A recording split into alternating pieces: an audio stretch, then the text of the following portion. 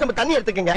அத தோசைக்கல்ல ஊத்தி அதுக்குன்னு வழக்கமா ஒரு விளக்கமா வச்சிருப்பீங்கல்ல, ஆமாங்க. அத அடிப்பக்கமா திருப்பி சரிங்க. வரட்டு வரட்டு வரட்டுன்னு ஒரு 4 இழுப்பு இழுத்து சரிங்க. நல்லா கழுவி விட்டுருங்க. சரிங்க. ஒரு கிண்ண நிறைய மாவு எடுத்து பெரிய ரவுண்டாவும் இல்லாம சின்ன ரவுண்டாவும் இல்லாம சரிங்க. பொதுவா ஒரு ரவுண்ட ஊத்தி 4-5 வெங்காயத்தை போட்டு பொடி பொடி பொடியா நறுக்கி அப்படியே மேலாப்ல பரபர தூவி விட்டு சரிங்க.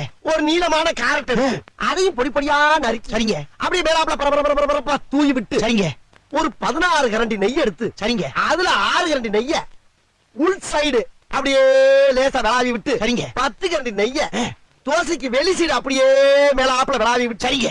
இட்லி பொடி இருக்கு பாத்தீங்களா, அத அப்படியே அள்ளி மலை சாரல் மாதிரி அதை மேலாப்ல பரபர அப்படியே பேய விட்டு சரிங்க. பொத்துனாப்ல அப்படி ஒரு பரட்டு இப்படி ஒரு பரட்டு அப்படி பரட்டி விட்டு அப்படியே ரெட்டு கலர்ல முருக முருக முருக விட்டு ஊத்த பத்த எடுத்துட்டு வாங்க. சரிங்க. அண்ணனுக்கு ஊத்தப்பம்